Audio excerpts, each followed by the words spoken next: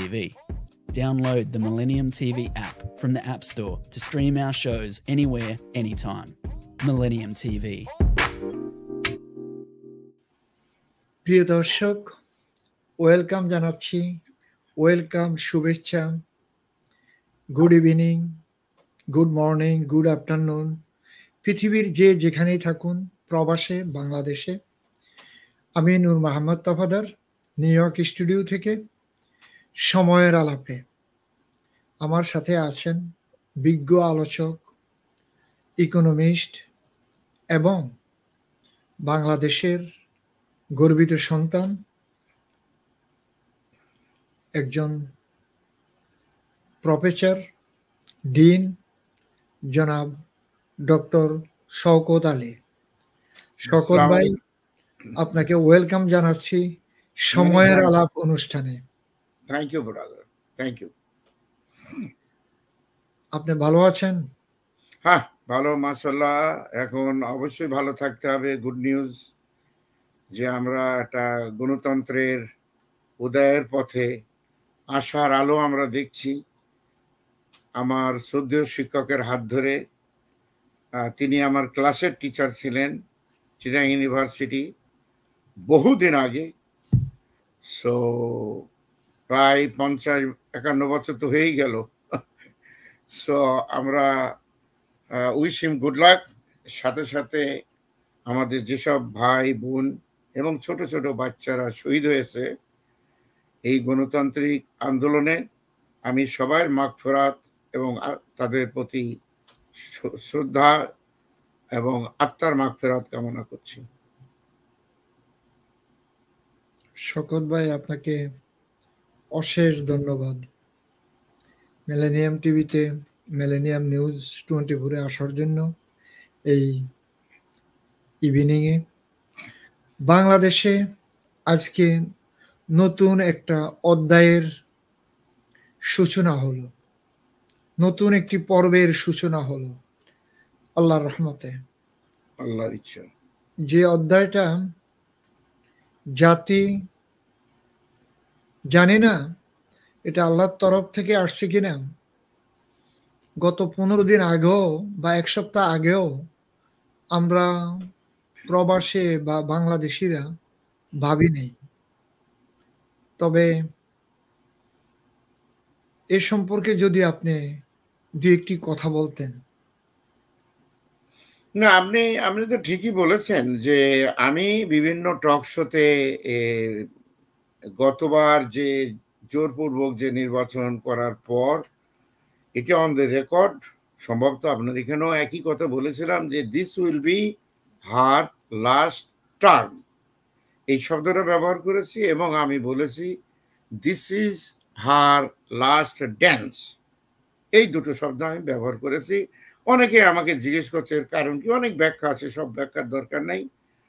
আমার ব্যাখ্যাটা ছিল একজন ইকোনমিস্ট হিসেবে যে অর্থনৈতিক কারণেই হওয়ার সম্ভাবনা খুব বেশি।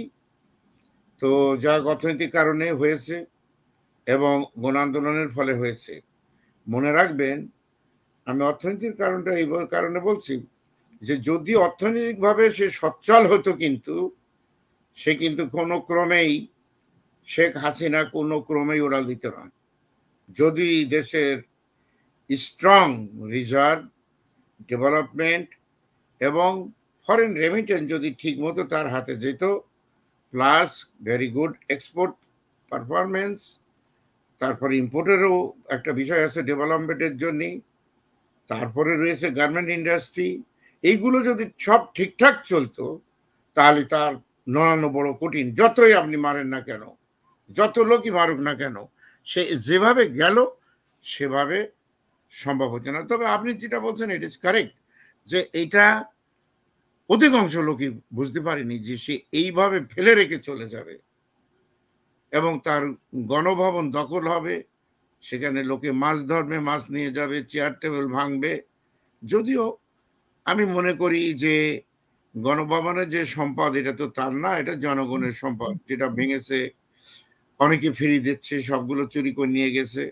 আমরা এই টেলিভিশনের মাধ্যমে আমরা বলবো যে ভাই, যারা যা নিয়ে গেছে ঝোঁকের মাথায় বা আবেগে, এটা তোমার সম্পদ না, এটা ইচ্ছা করলেই তোমার বিরুদ্ধে কেস দেওয়া যাবে, একটা লুটপাটের কেস দেওয়া যায়। এখন সময় ডিফারেন্ট, তোমাদের কেউ কেউ ফেরত দিচ্ছে, তোমরা সব জিনিসগুলো ফিরিয়ে দিয়ে আসো, তারপরে যেখানে যা হয় সেটা পরের বিষয়। কিন্তু এইভাবে ভাঙচুর করা বা নিয়ে যাওয়া, নিয়ে নিজের বাড়িতে নিয়ে যাওয়া, কি করবো, ওই বড় চেয়ার নিয়ে যে তোমার কি লাভ আছে? সুতরাং এগুলো ফিরিয়ে দেওয়া উচিত। প্লাস চারিদিকে যে গণসংযোগ হয়ে কি বলে সংঘাত হয়েছে, তারপর আগুন ধরেছে, এইসব কাজ থেকে বিরত থাকতে হবে। এটা কোনো ভদ্রতার পরিচয় না। যাই হোক, শওকত ভাই আপনাকে অশেষ ধন্যবাদ। আজকে থেকে নতুন একটি অধ্যায় শুরু হলো। এই অধ্যায় সম্পর্কে যে 10 জন আমাদের সম্মানিত উপদেষ্টা এবং প্রধান উপদেষ্টা সম্পর্কে যদি কিছু বলতেন। প্রধান উপদেষ্টা ছাত্র সারা জীবন আমার ডাইরেক্ট টিচার, যেহেতু আমি সবসময় স্যারই বলি, নামটা ধরতে চাইনি, ধরিও না, খুব কমই। তো আমার ক্লাসের টিচার, ফলে আমি স্যারকে স্যারই বলি সারা জীবন, তিনি জানেন এটা।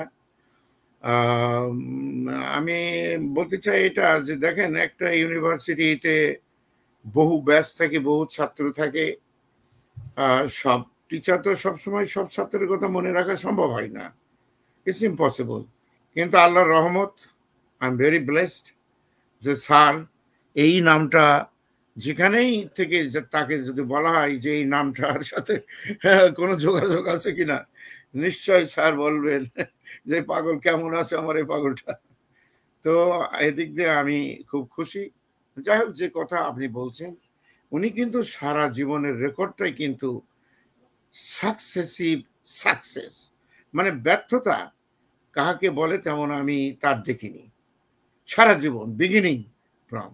কিন্তু এই সাকসেসের পিছনে রয়েছে অদম্য পরিশ্রম, অনেক সর্বস্ব ত্যাগ, যেটাকে আমি একদিন বলছিলাম যে স্যার, আমার একটা জিনিস বলে রাখা ভালো, স্বাধীনতার পরপরই 1973-তে স্যার দেশে চলে যান।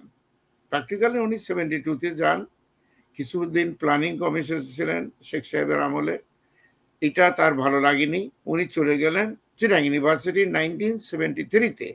ফার্স্ট ইয়ার ইকোনমিক্স অনার্সে যে ছাত্রগুলো নেওয়া হলো, তার ভিতরে আমি একজন। উনি নিজে হাতে ইন্টারভিউ, নিজে হাতে পরীক্ষার খাতা দেখেছেন, এন্ট্রি এক্সাম এবং ভাইবা মৌখিক পরীক্ষা নিয়েছেন নিজে। তার মানে এই ব্যাচটাই তার প্রথম, এবং এটাকেই তিনি মনে করতেন যেটা তার সন্তান সমক্ষ। এবং আরো ইন্টারেস্টিং যে আমরা যখন, আমাদের অনেক সেশন জট হয়েছিল, আমরাই প্রথম স্টুডেন্ট গ্রুপ যে কমপক্ষে 3 বছর আমাদের লস হয়েছে স্বাধীনতার সময়। তো আমরাও চলে আসলাম মাস্টার্স নিয়ে। কিছুদিন পরে 2-1 বছর ছিলেন, তারপর উনিও চাকরি কিন্তু প্র্যাকটিক্যালি ছেড়ে দিয়ে 100% ডেডিকেশন নিয়ে চলে গেলেন গ্রামীণ ব্যাংকে। তো গ্রামীণ ব্যাংকের যে গ্রাম জোবরা ফতেহাবাদ যে গ্রাম, সেই গ্রামে আমরাও নিয়ে গেছি। ছোট্ট একটা গ্রাম, খুবই দরিদ্র প্রকৃত গ্রাম, ইউনিভার্সিটির পাশে। সেখানে এই মানুষগুলো চিনতো না যে আমাদের ইউনিভার্সিটি বলে কোনো জিনিস, ওরা বলতো বড় স্কুল, আমাদের ইউনিভার্সিটিকে বলা হয়তো বড় স্কুল। স্যারের মন কাঁদছে যে এত বড় বিদ্যা প্রতিষ্ঠান, সেখানে গ্রামের মানুষের কোনো অধিকার নাই। এটা ছিল হাটহাজারি এলাকা, স্যারের বাড়ি কিন্তু হাটহাজারি, তো একই, হ্যাঁ ওনার বাড়িও ওখানে হাটহাজারি। তো এই যে উনি ত্যাগ স্বীকার শুরু করলেন, সুন্দর হ্যান্ডসাম চেহারা, মাথায় ঝাঁকড়া চুল, সাফারি স্যুট পরতেন। আপনারা বলেন জিয়া রহমানের কাছে সাফারি স্যুট, আরে আমি জীবনের প্রথম সাফারি স্যুট পরা দেখছি ডক্টর ইউনূসকে, এত সুন্দর সাফারি স্যুট, আর ফর্সা টকটকে একটা মানুষ। আমরা বলতাম প্রিন্স স্যার, কেউ কেউ বলতো হিরো স্যার, মানে উনি তো খুব ফর্সা মানুষ ওই সময়। একদিন যোগ করে বলছিলাম, স্যার এত সুন্দর চেহারা, এত সুন্দর চুল, সব ছেড়ে দিয়ে গ্রামে গেলেন, তো বাবা কি করবো কও, কেউ গেল না, আমি গেলাম। তার জন্য কি মূল্য তাকে দিতে হয়েছে, এবং সারা দুনিয়াতে তিনি যে সাফল্য একটার পর, ইনক্লুডিং চায়না বলেন, রাশিয়া বলেন, ইউরোপ বলেন, এই যুক্তরাষ্ট্র পর্যন্ত তার কোটি কোটি আপনার বিজনেস রয়েছে। গ্রামীণ ব্যাংক, এই ব্যাংকের একটারও তিনি কিন্তু মালিক না। অত্যন্ত সাদাসিধা চলেন, খাওয়া দাওয়া অত্যন্ত সাদাসিধা। ওনার যে ড্রেস দেখেছেন এইটাই ড্রেস। তারপরেও আমি নিজে দেখেছি স্যারের পাশে দাঁড়িয়ে যে তার সম্মানে প্রেসিডেন্ট, এক্স প্রেসিডেন্ট, বাদশাহ, রাজা, এক্স রাজা সব আসছেন মোহাম্মদ ইউনূসের সাথে দুটো কথা বলার জন্য। আমি অবাক হয়েছি যে আমাদের এত সৌভাগ্য যে স্যারকে সমস্ত লোক, উনি যখন ক্লিন্টন গ্লোবাল ইনিশিয়েটিভে উনি আমার বললেন যে শওকত এসো, আমি গেলাম। বহু জায়গায় তো গিয়েছি, including White House, Capitol Hill sir নিয়ে গেছেন। ক্যালিডোনিয়ান ইউনিভার্সিটির উনি যখন ভাইস চ্যান্সেলর হন সেখানেও একমাত্র আমি ছিলাম আর ওনার মেয়ে মনিকা ইউনুস, বাকি তো সব হোয়াইট লোকজন। তো স্যারের জন্য সারা দুনিয়া পাগল ছিল। আমি আশা করি স্যার যখন বাংলাদেশের হালটা ধরেছেন তখন নিশ্চয় আমাদের আনন্দের কারণ, এবং আমরা একটা শুভ দিনে যে যাত্রা শুরু করেছি এ ব্যাপারে আমার কোনো সন্দেহ নেই। অর্থনৈতিক বাধা বিপত্তি, শান্তি শৃঙ্খলা থেকে শুরু করে দুর্নীতি দমন, তারপরে ফরেন ইনভেস্টমেন্টের কথা। নূর মোহাম্মদ ভাই, এটা আপনার জানতে হবে যে ফরেন ইনভেস্টমেন্ট না হলে কিন্তু প্রাইভেট যে এমপ্লয়মেন্ট অপরচুনিটিটা হয় না। আমি আশা করছি যেটাকে আমরা বলে এফডিআই, ফরেন ডাইরেক্ট ইনভেস্টমেন্ট, স্যারের কারণে আমরা হান্ড্রেডস অফ বিলিয়ন ডলার বাংলাদেশে ফরেন ইনভেস্টমেন্ট আমরা পাবো।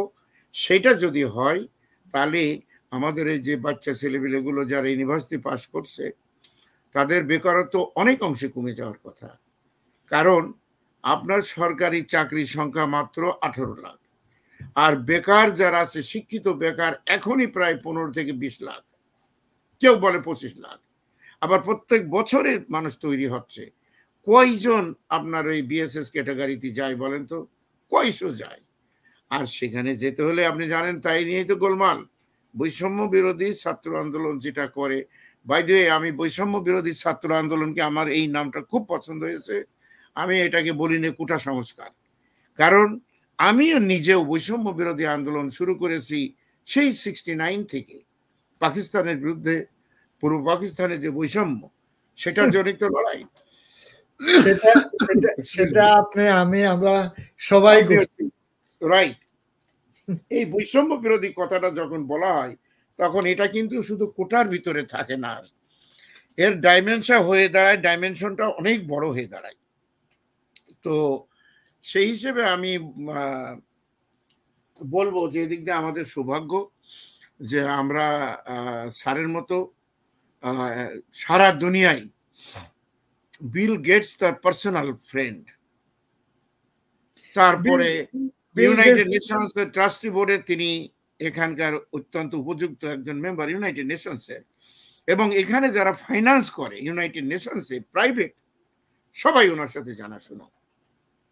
জেপি মর্গান বলেন, সিটি ব্যাংক বলেন, বড় কর্পোরেশন যতগুলো আছে, গোল্ডম্যান স্যাক্স বলেন, সব জায়গায় তার হাত, সব জায়গায় তার হাত। তো এইটা দিয়ে আমার খুব আশান্বিত আমি যে স্যার যে যাই বলুক না কেন, যে অর্থনৈতিকভাবে আমাদের কোনো অসুবিধা হয় কিনা, টাকা তো সব চুরি করেছে, গোল্ড বানিয়ে নিয়ে তারা চলে গেল। তো আমার ধারণা যে এই যে দুর্ভিক্ষ হওয়ার কথা ছিল, যে কোনো লোক আসলে এটা তার সামনে এসে যেত, কারণ চুরিদারি করে স্বৈরাচারী সব নিয়ে পালিয়েছে, তার মন্ত্রী তারা সবাই। আমি মনে করি যে আমার শ্রদ্ধেয় শিক্ষক স্যার এটা কাটিয়ে উঠতে পারবেন ইজিলি, আমার ধারণা। I hope for the best. Thank you very much Shawkat ভাই। আমরা ছোট্ট একটু বিরতিতে যাব। প্রিয় দর্শক, সময়ের আলাপে আমরা ছোট্ট একটু বিরতিতে যাব, আমাদের সাথেই থাকুন।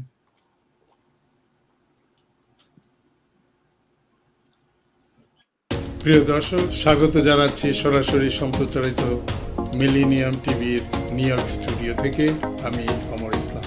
যুক্তরাষ্ট্র এবং বাংলাদেশের বিশিষ্ট রাজনৈতিক, সাংস্কৃতিক ও বুদ্ধিজীবীদের অংশগ্রহণের মাধ্যমে নিউ ইয়র্ক থেকে সরাসরি সম্প্রচারিত অনুষ্ঠান প্রচারিত হয় প্রতি শনিবার নিউ ইয়র্ক সময় দুপুর 12টা দেখার আমন্ত্রণ রইল। আমাদের ফেসবুক পেজটিতে লাইক ও ফলো করুন এবং ইউটিউব চ্যানেলে সাবস্ক্রাইব করে সাথে থাকুন এবং ভিজিট করুন www.millenniumtv.org এবং www.millenniumtvusa.com। মিলেনিয়াম টিভি দেখতে চোখ রাখুন সকল অ্যান্ড্রয়েড এবং অ্যাপল ডিভাইসে। এছাড়া Amazon Fire TV, Apple TV, roku TV ও সকল স্মার্ট টিভিতে আরো দেখতে পাবেন জাগো বিডি, রেডিয়েন্ট আইপিটিভি, জাদু সহ সকল মাধ্যম। এছাড়া আরো দেখতে পাবেন হরাইজন স্যাটেলাইটে। আমাদের সাথেই থাকে। দর্শক, আমরা আবারও ফেরত আসছি সময়ের আলাপে। শকত ভাই, জি বলেন ভাই। সুন্দর একটি পয়েন্ট। যারা চাকরির জন্য, জাস্ট চাকরির জন্য যুদ্ধ করছে, জি যুদ্ধের ডাক দিয়েছে, তারা আজকের সরকার, জি এই নিয়ে কি বলবেন? না, এটা আল্লাহর রহমত। এখন হয় কি, যেমন তিউনিসিয়াতে যে ডিক্টেটর ছিল, মুসলিম নামধারী একটা বদমাইশ লোক, সে একজন ফল বিক্রেতা, একটা মাস্টার ডিগ্রি ফল বিক্রেতা, চাকরি না পেয়ে সে ফল বিক্রি করত। তাকে সবার সামনে ধরে মারা হয়েছিল এবং পুলিশে দারুণভাবে অপমান করেছিল এবং পরে বোধহয় সম্ভবত তাকে গুলি করা হয়েছিল। এর পরেই এই 30 বছরের ডিক্টেটর আপনার বিদায়ী হয় এবং সেখানে পরবর্তীকালে গণতন্ত্র ফিরে আসে, যদিও এখন আবার সেই পুরনো বিষয়গুলো ফিরে আসছে। তো এই চাকরির ক্ষেত্রে আমি লক্ষ্য করছি, এই ছেলেটাও একটা বেকার যুবক ছিল, সে একটা সরকারকে ফেলে দিল তার মৃত্যুর মাধ্যমে। ঠিক তেমনি এই চাকরির জন্য এটাও একটা মুসলিমদের বাংলাদেশে তাদের জীবন দিতে হয়েছে, মা বাপকে দিতে হয়েছে, 30টা শিশু বাচ্চাকে জীবন চলে গেছে এবং কমপক্ষে এখন বলা হয়েছিল 350। আল্লাহ জানে এই নতুন গভর্নমেন্ট যেটা আসছে ডক্টর মোহাম্মদ ইউনূসের নেতৃত্বে আমরা আরো যে কি দেখবো, এটা মানে হয়তো অবর্ণনীয় হবে, দুঃখময় হবে। আজকে আসার কথা যে আন্দোলনটা তারা করেছিল, এই ভাইদের রক্তের বিনিময়ে এই স্বৈরাচারীকে বিদেশে পাঠানো হয়েছে, কিন্তু দেশটাকে তিনি ধ্বংস করে গেছেন সব দিক দিয়ে। আপনি আইন শৃঙ্খলা বলেন, সেনাবাহিনীর ভিতরে যে দক্ষতা দরকার সেটা তো কিছুই নাই। তো সব দিক সে যখন ধ্বংস করে গেছে, এই আন্দোলনে তারাই কিন্তু করেছে। আপনার কথাটা খুবই সিগনিফিকেন্ট এই কারণে, আমরা অনেক সময় বলি যে দেশের ভিতরে বিরোধী দল যে আন্দোলন করেছে, আসলে কিন্তু সরকার পড়িনি, কিন্তু তখন হাসিনা পলাতে বাধ্য হয়নি, বাধ্য করেছে বাচ্চারা, ইয়ং সন্তানরা। কোন বিরোধী দল, শুনেন, খালি মাঠে এসে তারা এখন মিষ্টি খাওয়ার চেষ্টা করছে। এটাই তো নিয়ম পলিটিক্স, যারা মিষ্টি বিতরণ করছে দেখছি সব। তো এখন এই ছাত্রদের সেইভাবে তাদের একটা রিওয়ার্ড দেওয়া হয়েছে, স্যার তাদেরকে নিয়েছেন, হয়তো ভবিষ্যতে আরো কিছু লোককে নিতে পারবেন উনি। তো এটা একটা আনন্দের খবর যে আন্দোলনের ফসলটা, আর তারা যা স্যাক্রিফাইস করেছে। নূর মোহাম্মদ ভাই, আপনি বলবেন না যে ওরা লিডারশিপ দিয়েছে, এদের কোনো সংগ্রাম পরিষদ নাই। কি মারছে, কি ইনজেকশন দিচ্ছে, কিভাবে চোখ বেঁধে নিয়ে ঘুরে বেড়াচ্ছে কুকুর বিড়ালের মতো। ঠিক হাসিনা সারা জীবনে এটা করে গেল, কোনোদিন তার একটা অন্তর কাঁদল না ভাই। এমন নির্মম নিষ্ঠুর একটা মানুষ তৈরি হলো আমাদের ভিতরে, আমাদের ঘরের পাশাপাশি। আজকে আয়না ঘর ভেঙে কি পাওয়া গেল দেখেন। হ্যাঁ, কতবার বলা হয়েছে। আচ্ছা, এই দুটো লোককে ছেড়ে দিলে কি তাদের কোনো ক্ষতি হতো? 2 নম্বর কথা, ছাত্রদের যে প্রথম যে আন্দোলন তারা যখন শুরু করলো 2 সপ্তাহের ভিতরে, এটা মেনে নিলে কি তার পতন হতো? না, হতো না। কিন্তু ওই যে আপনার হার্ট হিটেড হলে যা হয়, ওই যে ধরা পড়ে যে চোরের 10 দিন আর গৃহস্থের 1 দিন, ঠিক ওই তিউনিসিয়ার মতো ওই ধরা পড়ে। শকত ভাই, পাস ইজ পাস। উনি যা করছেন আল্লাহ রাব্বুল আলামিন সেটার প্রায়শ্চিত্ত ওনাকে দিয়েছেন এবং সারা জাতি প্রভাবিত হচ্ছে। কারেক্ট। আমরা ওনার সাথে সাথে সারা জাতি 18 কোটি মানুষ এখন প্রভাবিত হচ্ছে। জি, উনি ওনার ফ্যামিলি নয়, উনি একা নয়, বাংলাদেশ আওয়ামী লীগ নয়, এবং পুলিশ বাহিনী নয়, আর্মি নয়, সারা জাতি এখন পোহাচ্ছে। ওকে, এখন আমি এই ব্যাপারে বলবো যে স্যার ক্ষমতা পাওয়ার পরপরই জাতির উদ্দেশ্য অত্যন্ত সুন্দর গঠনমূলক একটা কথা বলেছেন। আইন শৃঙ্খলা রক্ষার জন্য ইমিডিয়েটলি তিনি কিছু পদক্ষেপ নিয়েছেন, এবং উনি নিজেও বলেছেন যে আমার সরকারের প্রথম কাজই হবে আইন শৃঙ্খলাকে ফিরিয়ে নিয়ে আসা। তো সেটা একটা ভালো দিক। আর অর্থনীতির বিষয়টাও তাই হবে, এটা আমি জানি যে স্যারের বিভিন্ন নাম কাম, তার সুনাম একটা ক্যাপিটাল, তো সেই ক্যাপিটালের কাছে আরো ক্যাপিটাল ইনফ্লো হবে। তাতে আমার মনে হয় যে অনেকে যেটা চিন্তা করছিল যে হয়তো একটা দুর্ভিক্ষ এসে যাচ্ছে, যেটা হাসিনা নিজেই বলে গেছে, তো আশা করি আমরা তার ধারে কাছে যাব না। সমস্ত জিনিসগুলো ট্যাকল করার মতো ক্ষমতা বা তার মন্ত্রী পরিষদের থাকবে। এটা বড় অলৌকিক একটা বিষয়। মাত্র 3 সপ্তাহ আগেও দেখেন যাদেরকে গুম করা হয়েছে, যাদেরকে নিয়ে যাওয়া, এই যে ছেলেটা আসিফ মাহমুদ বলে বোধহয়, যে কি নাফিস মাহমুদ হয়েছে ছেলেটা, যে প্রধান সমন্বয়কারী, তাই তো? জি জি। কি বলেন তো, কত নিষ্ঠুর যে তাকে বাড়ি থেকে ধরে নিয়ে গেল, চোখ বেঁধে ইনজেকশন পুশ করলো, সে দাঁড়াতে পারছে না, তাকে ফেলে রেখে গেল পূর্বাচলের কাছে। আচ্ছা, কোন রাষ্ট্র এইভাবে কি করতে পারে? আপনি নুরুল হক নুরুর কি অবস্থা দেখছেন। এত স্যাক্রিফাইসের পরে যদি আমাদের দেশে একটা শান্তি ফিরে আসে, পলিটিক্যাল আবহাওয়া আসে, যাতে এই ধরনের তৃতীয় শ্রেণীর লোক আর ক্ষমতায় না আসতে পারে। এটা এই ধরনের দুঃশাসন, এই ধরনের কুসংস্কার আমাদের বাহিনীগুলোর থেকে সরাতে হবে। এটা আমার ধারণা যে এটা স্যার খুব ভালোভাবে এটা পারবেন ইনশাআল্লাহ।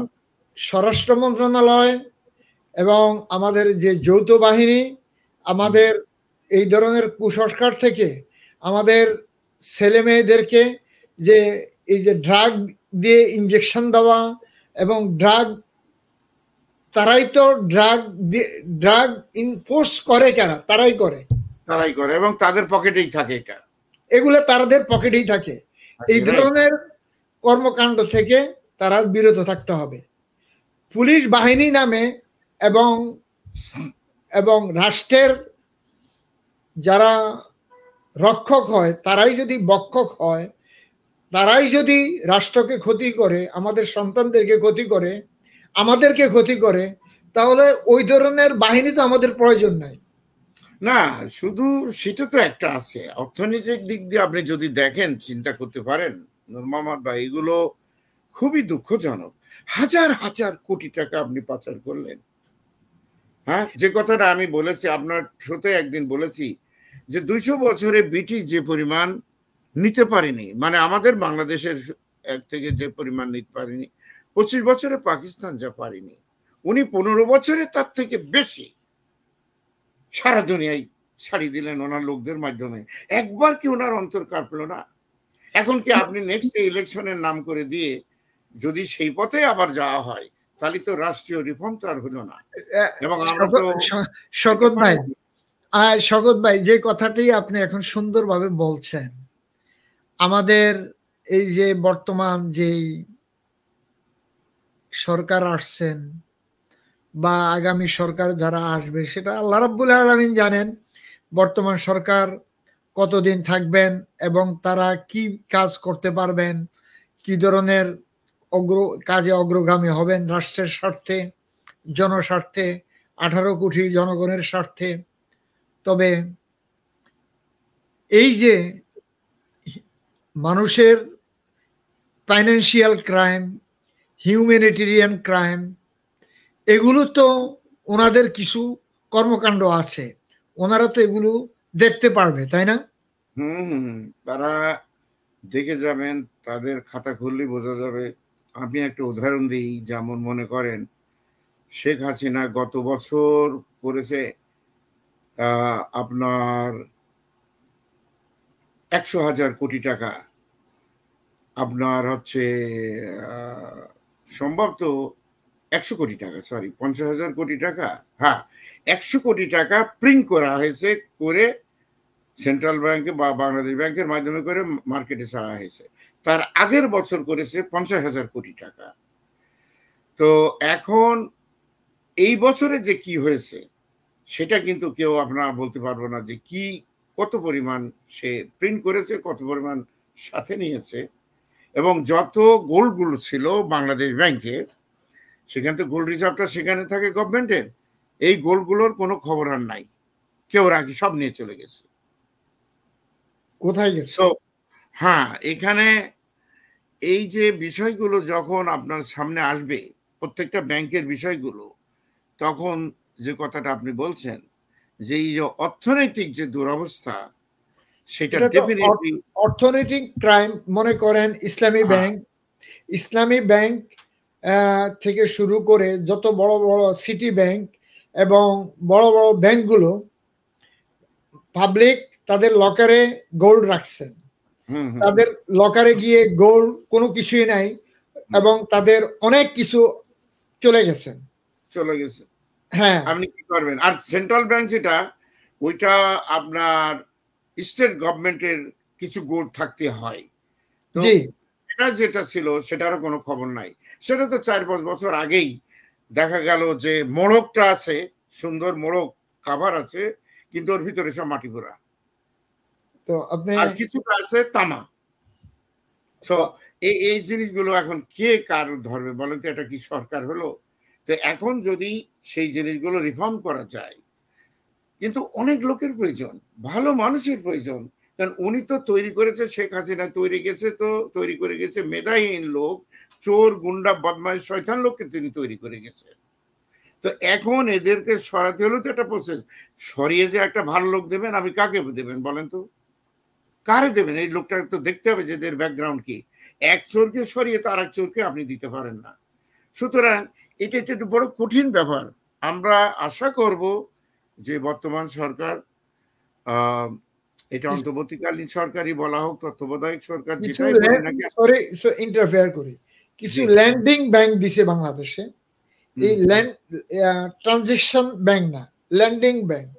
এই ল্যান্ডিং ব্যাংক, ইনভেস্টমেন্ট ব্যাংক, তারা যে কত ধরনের ফ্রড বাংলাদেশে করছে বা করতেছে, যা কল্পনার বাহির। না, এটা মোহাম্মদ ভাই, এটা মনে হয়নি যে আমি তো এর বিরুদ্ধে বহু আগে থেকে কথা বলে আসছি। তো একটা জিনিস, ওই যে আমি বলছি বোধহয় যে আপনার দৈনিক নয়া দিগন্ত পত্রিকায় আমি একটা সাক্ষাৎকার দিয়েছিলাম আপনার কমপক্ষে 10 বছর 12 বছর আগে। জি জি। তো তখন আপনার এটা প্রথম পৃষ্ঠায় আমার ছবি সহ, আমার নাম সহ, এই তখন লেখা হয়েছিল, ওরা হেডিং করেছিল যে এই সরকার যেদিন ক্ষমতাচ্যুত হবে সেদিন বাংলাদেশের অর্থনৈতিক অবস্থা সব থেকে বিপর্যয়ের মুখে পড়বে।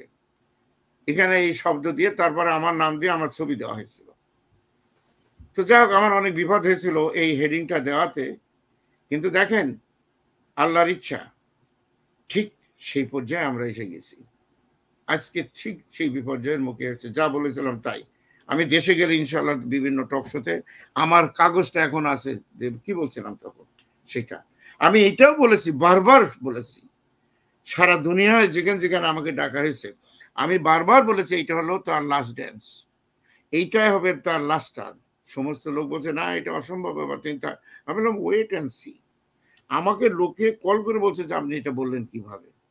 তা আমি জানি যে ওই আপনি ধরা পড়বেন তো একদিন, এবং সেই সময়তে তার এসে গেছে, এবং দেখেন তাই হয়েছে, আল্লাহর ইচ্ছা।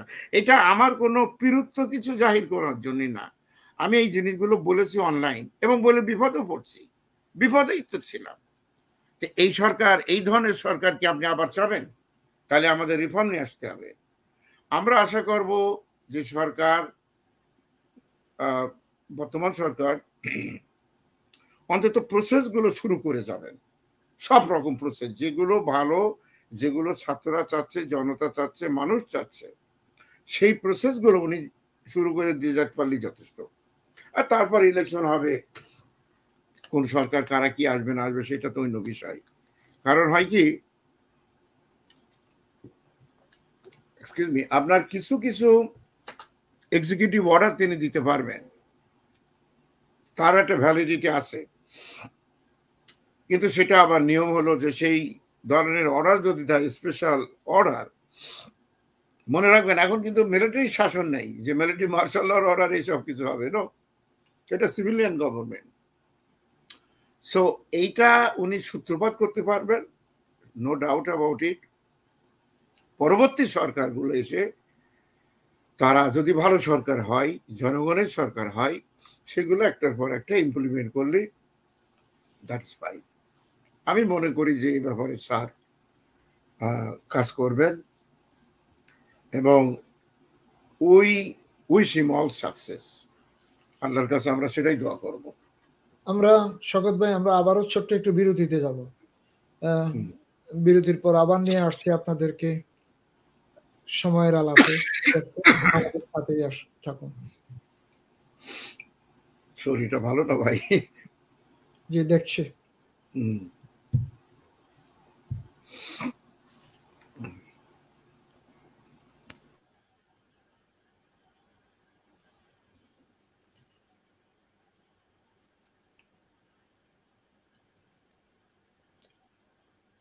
হয়তোবা জাস্ট টেকনিক্যাল ইস্যু, আমরা চলে যাচ্ছি আবার। দেখুন শকত ভাই, আমাদের আমাদের লাস্ট গভর্নমেন্ট, আমাদের দেখুন লক্ষ লক্ষ ভাই বোন আওয়ামী লীগের, তারা তো আমাদেরই ভাই বোন, যারা দেশে আছে যেভাবেই আছে, এখন তারা অত্যাচার করছে, অত্যাচারিত হচ্ছে বা যেভাবে আছে, ওদের জান মাল যেভাবে যা ক্ষয়ক্ষতি হচ্ছে, এগুলো তো আমাদের রক্ষা করার দায়িত্ব, তাই না? তারা তো বাংলাদেশের সন্তান, এগুলো তো বাংলাদেশের সম্পদ। এই দিকে আপনি কিছু বলার আছে কি ভাই? না না, এটা তো আমি আগেই বলেছি যে যারা এই সম্পদ চুরি করার অধিকার নেই, আগুন দেওয়ার অধিকার নেই কারণ, এগুলো সন্ত্রাসী, ডেফিনেটলি এরা গোলা পানিতে চিরকাল মাছ ধরে, এটা সব জায়গায়, এমনকি যুক্তরাষ্ট্রে এই ধরনের লোকজন দেখা যায়। তো এটা সম্পদ নষ্ট করার কোনো পক্ষে কোনো যুক্তি নাই যে আপনি এটা পুড়িয়ে দেবেন কেন, এটা নষ্ট করবেন কেন, আপনি এই ভবন সেই ভবন যে ভবনই হোক না কেন, তার যদি অন্যায় কিছু করে থাকে কোনো মানুষ, আমি জানি এমনও যে বড় বড় হোটেলে আগুন ধরিয়ে দেওয়া হয়েছে, আর তারা বলছে যে উনি খুব অত্যাচারী ছিলেন, দিস দ্যাট। আচ্ছা, তাহলে এটা একটা বিচারিক প্রক্রিয়ার মাধ্যমে আসতে হবে। Two mistake can not make a right. আপনি সে লোক অন্যায় করবে, যেমন আমি বলেছি এই কথাটা, আমি বলেছি এবং এটা এখন খুব পপুলার হয়ে গেছে। আমি দেখছি বাংলাদেশের এক ইউনিভার্সিটির প্রফেসর এই কথা বলছে, যেটাকে আমি বলছি আজ 2-3 বছর ধরে, যে এরা সরে যাওয়ার পরে একটা ট্রুথ কমিশন গঠন করতে হবে, নেলসন ম্যান্ডেলা যেটা সাউথ আফ্রিকায় করেছিলেন, এবং এই ট্রুথ কমিশন এখনো রয়েছে। আপনি এই বিচারিক প্রক্রিয়াটা কখনো বন্ধ হয়নি। ঠিক আমি বলবো যে এই ধরনের কিছু একটা জিনিস, আমার মনে হয় স্যার বা অন্য কেউ না কেউ আমার কথা শুনছে, আমরা কথা বলি তো আর এখানে বসে থাকে না, এটা যায় বিভিন্ন মহলে, সারা পৃথিবীতে, এক যুগে সারা পৃথিবীতে চলে যায়।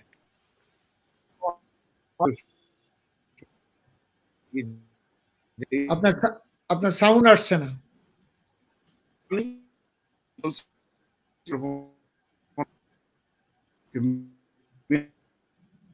শওকত ভাই, আপনার সাউন্ড আসছে না।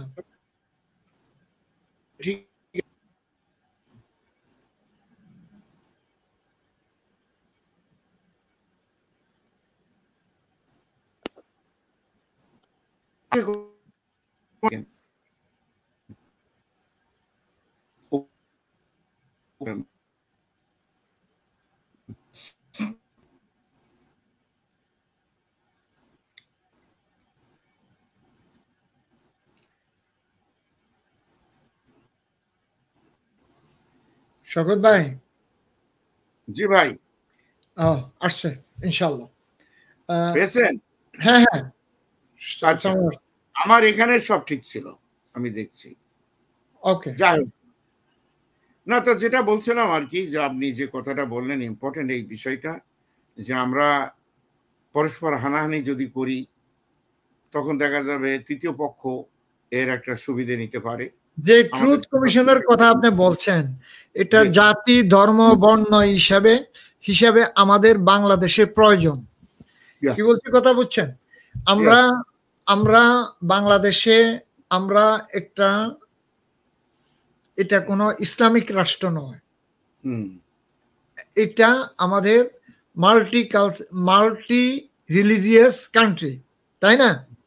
সো আমাদের এখানে প্রত্যেক ধর্মের লোক আমরা বাস করি, হিন্দু বৌদ্ধ খ্রিস্টান, এবং আমরা বাংলাদেশি, এবং আমরা এক একজনে এক এক মন মানসিকতার এক এক পন্থী হতে পারি, কিন্তু আমাদের এই পন্থী হওয়ার কারণে আমি মারা যাব, আমার বাড়ি গাড়ি পড়ে যাবে, আমাকে জেলে যেতে হবে, আমাকে মরতে হবে, এগুলো কেন? সো আপনি যে কথাটা নিয়ে আসছেন ট্রুথ কমিশন, যদি আমি ক্রিমিনাল হই, আমি ক্রিমিনাল অ্যাক্টিভিটিসের সাথে জড়িত থাকি, আমি রাষ্ট্রের টাকা পয়সা ক্ষতি করে থাকি, তাহলে আমার জেলে যেতে হবে, ফাইন হবে এবং সাজা হবে। এটা 100% ট্রুথ। সাউথ আফ্রিকাতে এভরি সিঙ্গেল ডে তা হচ্ছে, এভরি সিঙ্গেল ডে। আরেকটা জিনিসে নিয়ে আসি, এই যে আপনার প্রবাসীরা, আমরা অনেকেই অনেক কষ্ট, অনেকভাবে আমরা অর্থনৈতিকভাবে বাংলাদেশে টাকা পাঠাইছি, সেই টাকা আবার অন্য দেশে চলে গেছেন। যাই হোক, এটা আমাদের জন্য অলঙ্কিত না। সো এখন যে টাকাগুলো চলে গেছে, এগুলো আনার ব্যাপারে কোথায় গেল, কি আশয়, কি বিষয়, আমাদের যে অ্যাডমিনিস্ট্রেটর যারা আসছেন, ওনারা কি কিছু করার অধিকার রাখেন? হ্যাঁ, ভালো অধিকার রাখেন। শুধু এটা কেন, আপনি ওই আগের 5-7 বছর আগে যখন সেন্ট্রাল ব্যাংক থেকে আমাদের বাংলাদেশ ব্যাংকের রিজার্ভটাই চুরি হয়ে গেল, millions of dollar, crore crore চলে গেল, এটাও এখন ইনভেস্টিগেশন করা যায়, কোনো অসুবিধা নাই। সেটা ইনভেস্টিগেশন করা তো যাই, বর্তমান সরকার এটা করতে পারে। তারপরে রেমিটেন্স, যেটা আমরা এখন, আমি তো সব জায়গায় বলছি যে আপনারা এতদিন যে রেমিটেন্স না পাঠিয়ে পানিশমেন্ট দিয়েছেন হাসিনার, সেটা দয়া করে করার দরকার নেই। আপনারা ইমিডিয়েটলি টাকাটা দেশে পাঠান, যাতে ব্যাংকিং চ্যানেলের মাধ্যমে দিলেই রিজার্ভ বাড়বে, এবং যাদের হাতে যাবে এই টাকাটা, ডক্টর ইউনূস সাহেব এটা ভালো রকমই জানে কিভাবে এটা ইউটিলাইজ করতে হবে। সুতরাং তার হাতকে শক্তিশালী করতে হলে আমরা যা গেছে তো গেছে, সেগুলো তারা বুঝবে। অবশ্যই তার একটা খতিয়ান দিতে হবে, যে কে কি নিয়েছে, কত পরিমাণ নিয়েছে, কবে কবে নিয়েছে। এইগুলো জিনিস তো বের করা কঠিন কিছু না, এটা তো এর ভিতরে খাতাপত্র আছে, না থাকলে বের করা যাবে। কিন্তু এখন যে টাকাটা দরকার আমাদের প্রবাসী ভাইরা যদি দেয়, তাহলে কিন্তু আমরা অতি অল্প সময়ের, এবং তারা করছে অলরেডি, স্যারের প্রতি শ্রদ্ধা রেখেই তারা করছে, সেটা আমাদের দেশের জন্য অনেক প্রভূত কল্যাণ বয়ে নিয়ে আসবে। এবং আমাদের যে ডলার ক্রাইসিস বলে যেটা মনে হচ্ছিল, আমার মনে হয় এটা আমরা কাটিয়ে উঠতে পারবো। দেখা যাক এখন কি হয়। শওকত ভাই, আপনি এই রাত্রে অনেক সময় দিয়েছেন, এই একজন ইকোনমিস্ট হিসাবে আপনি যা বলছেন, আশা করি দেশের উন্নয়নের স্বার্থে, দেশের স্বার্থে এবং প্রবাসীদের স্বার্থে কথা বলছেন। এবং রাষ্ট্রের যে ক্রাইম হচ্ছে বর্তমানে, চুরি ডাকাতি রাহাজানি যা হচ্ছে গ্রামে গঞ্জে শহরে, আমাদের পুলিশ বাহিনী নাই, আনসার নাই, বিজেপি নাই, এই সম্পর্কে লাস্ট আপনার, এরা কেন আসছে না ডিউটিতে? এদের ভিতরে কি দ্বন্দ্ব? এরা কি করছে? কি এরা কি বাংলাদেশের না অন্য কোনো রাষ্ট্রের? কি হচ্ছে না, এদের ভিতরে? এখানে দুটো কয়েকটা অবজারভেশন আমার আছে। আপনি কথাটা খুব ভালোই বলেছেন। কারণ হলো আপনার সেনাবাহিনী প্রধান জেনারেল ওয়াকারুজ্জামান উনি প্রেস কনফারেন্সেই বললেন যে আমাদের আর্মির গুলিতে মাত্র 5 জন লোক আহত হয়েছে। তাহলে এই যে 400-500 লোকের যে প্রশ্ন রেগেছে হত্যা করল কে, তখন উনি বলছেন পুলিশ। এমনকি বিজেপির কথা বলে না, কারণ বিজেপির ভিতরে তো আর্মি আছে। তো উনি বলেছেন পুলিশ।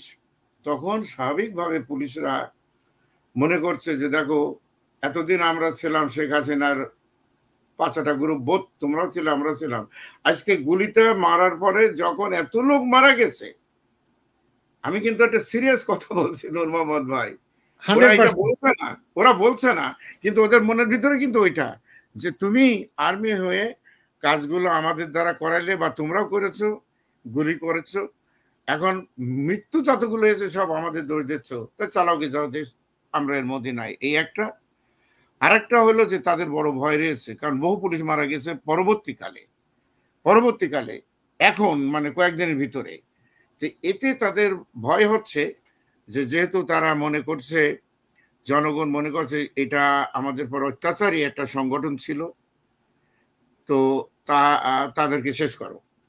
তো এই ভয়ে একটা থানায় কতগুলো পুলিশ থাকে, তাই না?